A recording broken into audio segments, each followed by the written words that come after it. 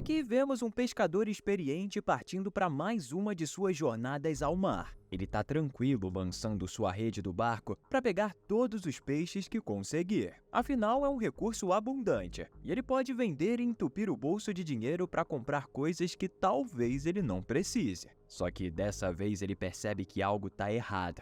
Parece que a rede de pesca fica presa em algo no oceano. O pescador mergulha para tentar desprender o objeto, mas não consegue voltar à superfície porque uma enorme quantidade de peixes começa a cercar ele por todos os lados e parecem estar prontos para devorar aquele homem. Enquanto isso, na Alemanha, uma guarda de farol chamada Charlie se reúne com alguns colegas para discutir assuntos atuais. Mas antes de fazer a reunião rotineira, ela recebe um sinal em seu monitor e é forçada a sair para investigar. Ela precisa nadar até o garoto Jude para mergulhar na água e recuperar um sensor que de alguma forma ficou preso em redes de pesca. No Canadá também andava acontecendo umas coisas bem incomuns. Leon, um jovem pesquisador de baleias, é chamado para a cidade de Vancouver, onde uma orca gigantesca encalhou algumas horas atrás. Depois de examinar o animal, ele segue para o cais de pesca para tentar descobrir qual dos caçadores causou cortes graves naquela baleia. Um velho pescador leva Leon para o seu barco e mostra a lateral mordida da sua embarcação. Aparentemente, eles tentaram usar o barco para salvar o animal, mas aquela doce panda dos mares acabou se revelando muito feroz. Leon não acredita na história, mas o homem mantém a versão e diz que precisaram sacrificar a pobre baleia para que ele pudesse se salvar. Enquanto isso, na Alemanha, Charlie e o novo amigo dela lançam um sensor especial no oceano. A intenção é rastrear a população de animais marinhos. Eles notam fragmentos de gelo de metano ao redor do barco. Aquilo seria normal, mas naquele momento tinha uma quantidade incomum. Voltando a Leon, ele descobre que as baleias estão espalhadas em vários locais ao longo da costa. Antes de partir para o mar, ele liga para sua namorada Lizzie, que já está a bordo em um barco cheio de turistas para ver as baleias na natureza. E de fato, aquela quantidade absurda de baleias chamou a atenção de todos. Já no mar, uma baleia gigante aparece ao lado do barco de Leon. Depois de congelar por alguns minutos, o gigantesco animal desaparece sob a água. Mas parece que foi só uma primeira amostra do grupo inteiro de orcas que apareceram em seguida. Lizzie leva os turistas para o convés da embarcação e todos assistem maravilhados quando as baleias aparecem. Uma jubarte também aparece ao lado do navio e os turistas conseguem ver aquela espécie de pertinho. O comportamento incomum da baleia deixa todos maravilhados, exceto a Leon, que achava aquilo tudo estranho demais. Mas antes que ele consiga avisar um colega, a baleia gigante atinge o barco, partindo ele ao meio.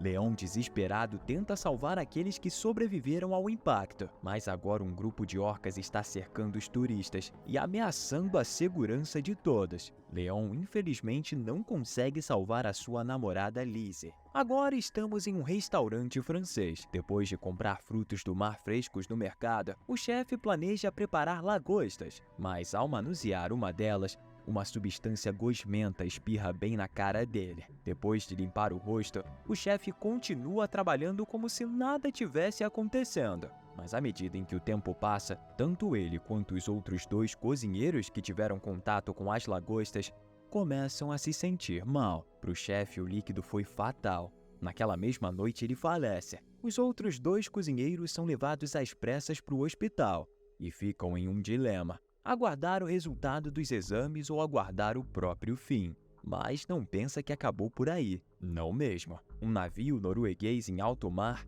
mergulha uma câmera para estudar um fenômeno incomum: uma invasão de vermes de gelo. Algumas amostras são trazidas para a superfície para estudo, e o cientista encontra uma nova peculiaridade. Essas criaturas têm mandíbulas e se reproduzem em uma velocidade incrível. Eles rapidamente criam uma comissão de investigação daquele fenômeno, e todos concordam que descobriram uma nova espécie de vermes e bactérias. Enquanto isso, Leon conversa com o proprietário de um barco de pesca, que também foi testemunha do ataque de baleia jubarte a outros barcos no dia anterior. Além disso, Leon descobriu outra anomalia. O fundo do navio que retornou do mar está coberto por uma espessa camada de moluscos, o que nunca foi presenciado antes. Um grupo de cientistas lança um rastreador no fundo do mar para verificar o solo onde os vermes foram encontrados, mas devido a um vazamento de metano, uma explosão acontece. O navio consegue se manter em alto mar, mas a equipe fica muito assustada. Os cientistas não têm só medo do erro durante a operação, mas também dos resultados do teste. Além do calor no fundo do mar, existem bactérias que consomem gelo e podem habitar as profundezas do oceano. Jess, uma das pesquisadoras,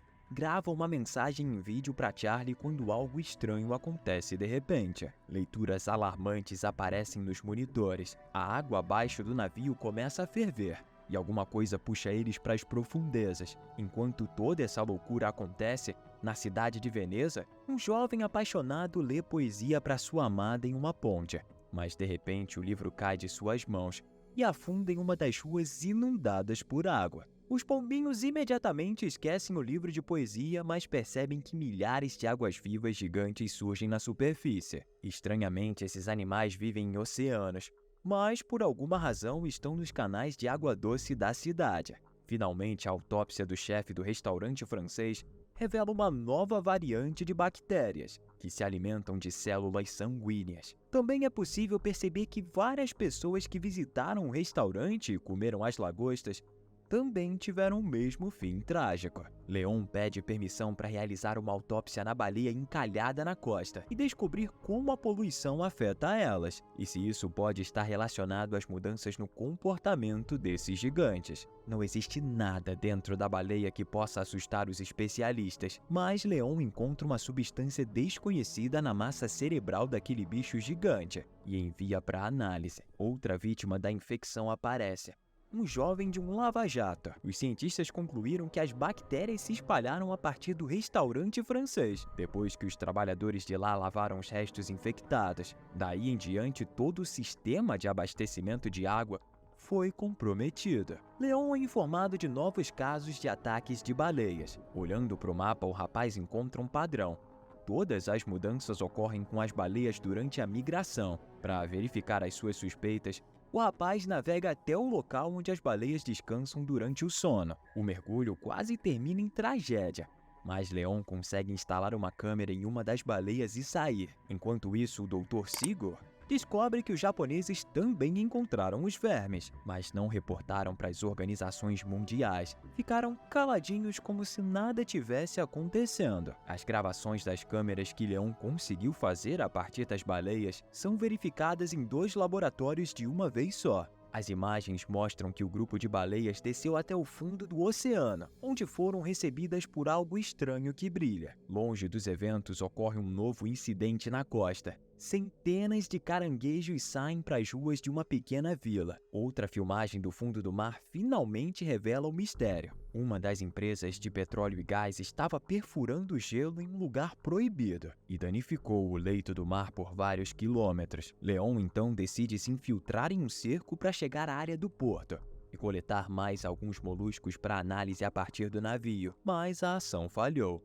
Ele foi pego pela segurança e preso. De manhã, o dono da empresa de petróleo entra em contato com Leon. Ele pede ao rapaz que não invada sua propriedade novamente, mas promete fornecer acesso a todos os materiais para estudo. Enquanto isso, Charlie acaba de receber a gravação feita por Jess no navio alguns minutos antes deles serem puxados para o fundo. Ela, mesmo desesperada, consegue notar algumas coisas brilhantes antes do incidente. Enquanto isso, caranguejos começam a aparecer inexplicavelmente no mundo inteiro e estão sendo entregues ao laboratório. Não muito diferente, eles também estão cheios de uma substância nociva. Charlie revisa o vídeo repetidamente, sem entender o que mais está errado, quando em uma dessas investigações, ele ouve um som muito semelhante ao som da gravação do fundo do mar profundo. Em contato com o laboratório, ele mostra uma parte da gravação que chamou a sua atenção, mas sua chefe rigorosa Catarina rejeita todas as teorias dos cientistas, considerando o som em diferentes gravações como apenas um ruído qualquer.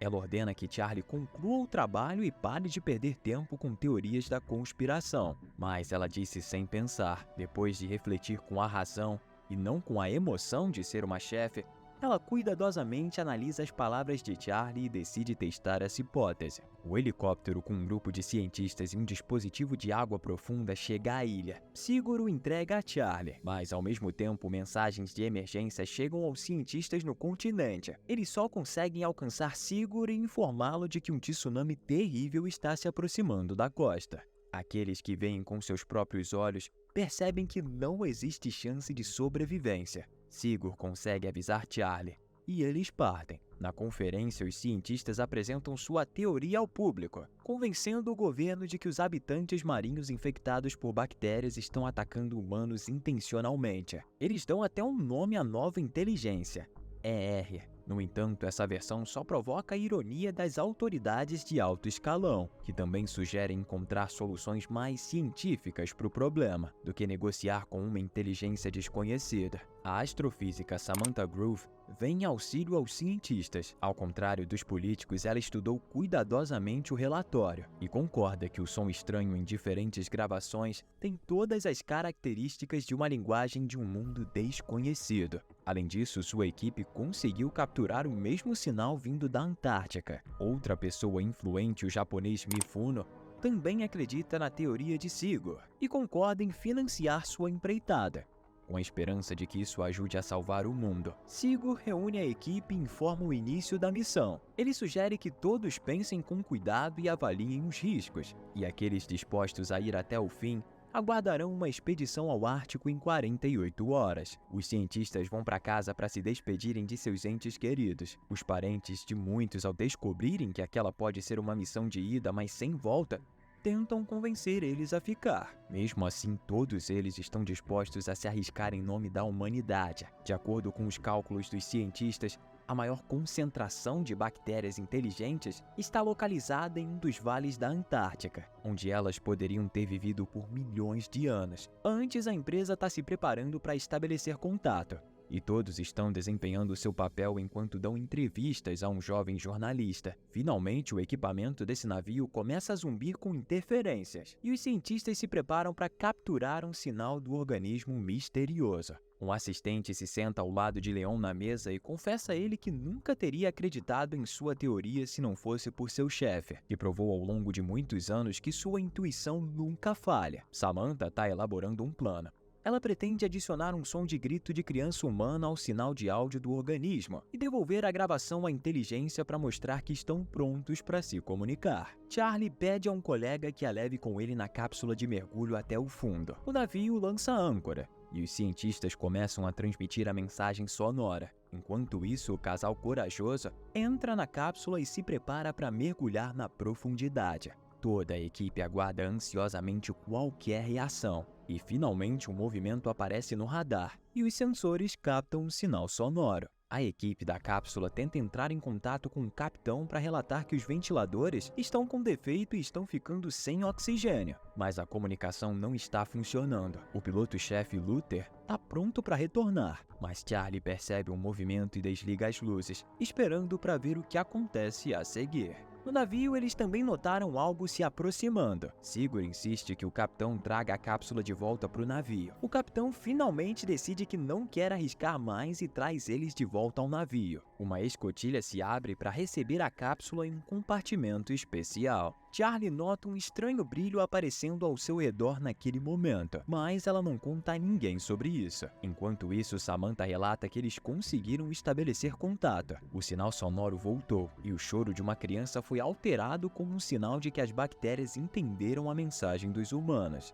Uma cientista chamada Dra. Chase está procurando uma maneira de curar aqueles que já foram infectados pelas bactérias. Luther, o capitão da operação, diz à jornalista que não viu nada na profundidade e tudo que Charlie viu provavelmente foi fruto de sua imaginação, assim como toda a ideia da inteligência. No entanto, Samantha tenta decifrar as mensagens do ER para montar tudo em um sinal de resposta que seja compreensível. Enquanto fica no compartimento com a cápsula, a jornalista nota um brilho na piscina. As luzes do navio se apagam e a interferência começa. Quando tudo volta ao normal, o capitão vê o corpo da jornalista caído no monitor. A Dra. Chase tenta salvar a garota, e em seus lábios ela nota um líquido viscoso. Samantha conta à equipe e ao capitão que durante a busca de voltagem houve um aumento de sinal e foi tão baixo que ninguém ouviu. Mas o mais importante na opinião da astrofísica é que partiu de dentro do navio. Charlie desce para o compartimento selado sem permissão e a piscina começa a brilhar novamente,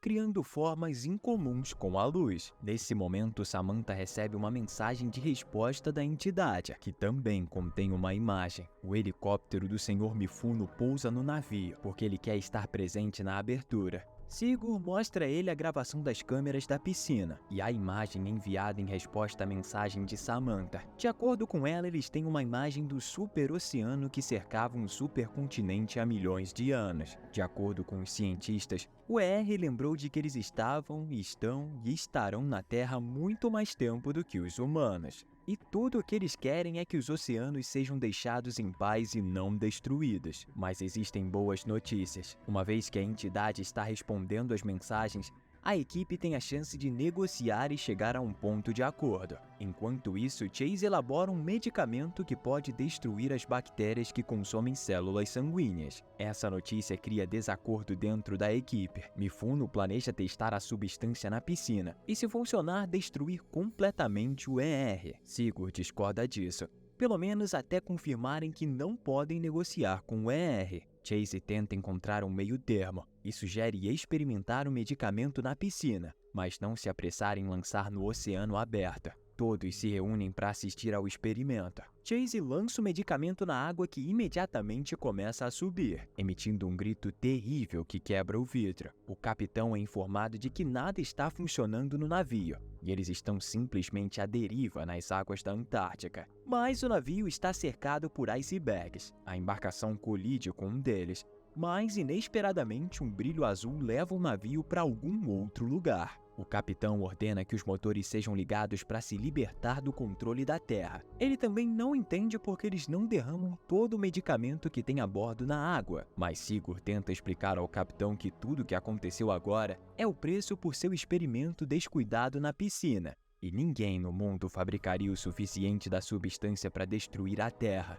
Em todo o mundo, a única saída é fazer um acordo. Enquanto a equipe decide como negociar com a Terra, a entidade prende o navio entre os icebergs. Charlie entra na cápsula e quer descer e entregar o corpo de Luther ao ER, como sinal de obediência completa. Uma vez na profundidade, ela muda de ideia e injeta a substância para se fundir com o ER e abrir a porta da cápsula. O corpo dela cai sobre o controle do ER e os icebergs liberam o navio, enquanto bilhões de luzes envolvem a garota debaixo d'água. Mais tarde, Charlie leva o navio para uma ilha deserta. Quando ela desperta, seus olhos estão de cor azul brilhante. Esse foi o recap dos primeiros capítulos da série de 2023 chamada The Swarm. Espero que tenham gostado. Curtam e se inscrevam no canal para mais conteúdos como esse. Eu tô deixando esses outros vídeos aqui na sugestão para você. Eu tenho certeza que você vai gostar. Obrigado por assistir, um grande abraço e até o próximo recap.